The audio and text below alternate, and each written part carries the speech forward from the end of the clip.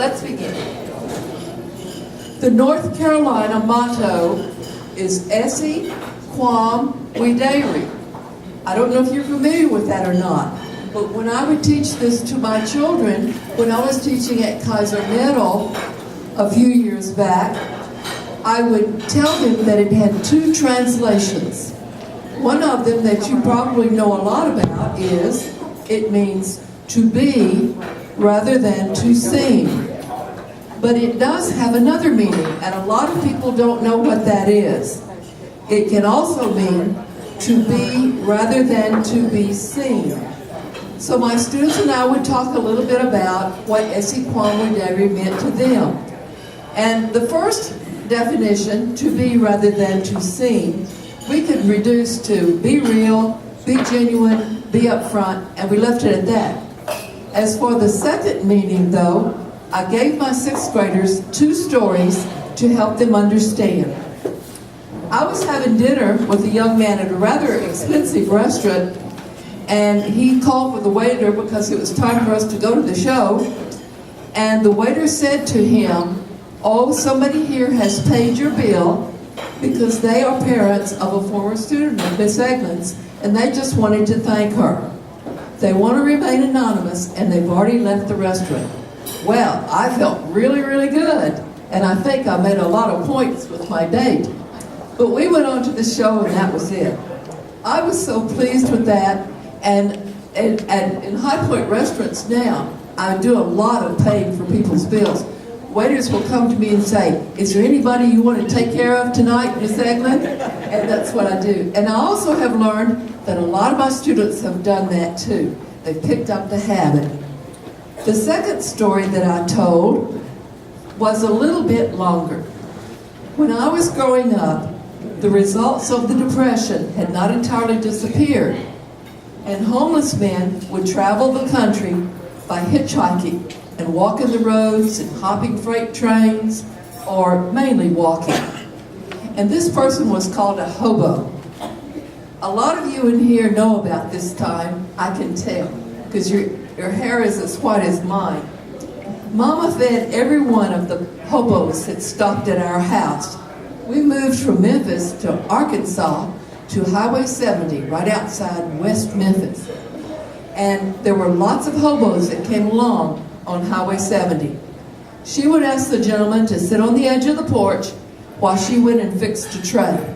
This was the time, you remember, when we had screen doors, and we'd leave them open, except sometimes at night we'd hook the screen door. It was that kind of age. In 20 minutes, my mama could fix a whole hot meal of meat with gravy, 2 vegetables, salad, bread and butter, iced tea, and a dessert. I'm like my mama in that way. I can put a meal on the table in about 20 minutes. I live with a gourmet cook who messes up every dish, every pot in the kitchen, in the house. And she stays in the kitchen all afternoon. Then she calls us to the table. There used to be a book about French ladies, and the way they stayed so thin was that they only ate 5 bites a meal. Well, by the time my gourmet cook finished her meal, that's about all we had in our plate, but oh, wasn't it delicious.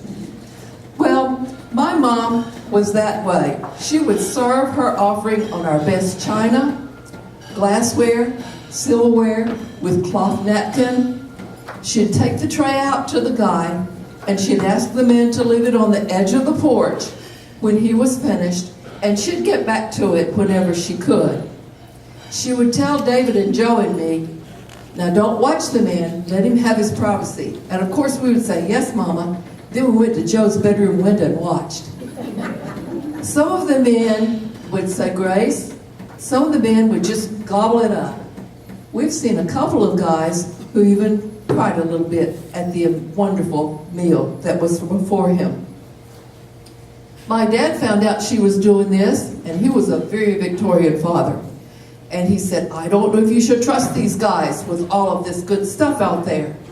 And she said, "This is the only way that someone can know that God loves them and that people care for them. And that was that. He let her do whatever she wanted to do. She never lost a plate. She never lost a spoon. David and Joe and I noticed that underneath the bridge of Highway 70 right by our house, sometimes, every once in a while, couldn't ever predict when it was going to happen, drawn with a piece of chalk, there was a cat head. Sometimes we would go and we'd see hundreds of cat heads on the bridge. They'd be under the bridge, but they'd also be on the side. And we wondered what in the world, where had they come from? We never found out. Sometimes it looked like, though there were so many, that we wondered it must be a mystery. When I was an adult, and Mama had already died, a dear friend of mine gave me a pin and some earrings.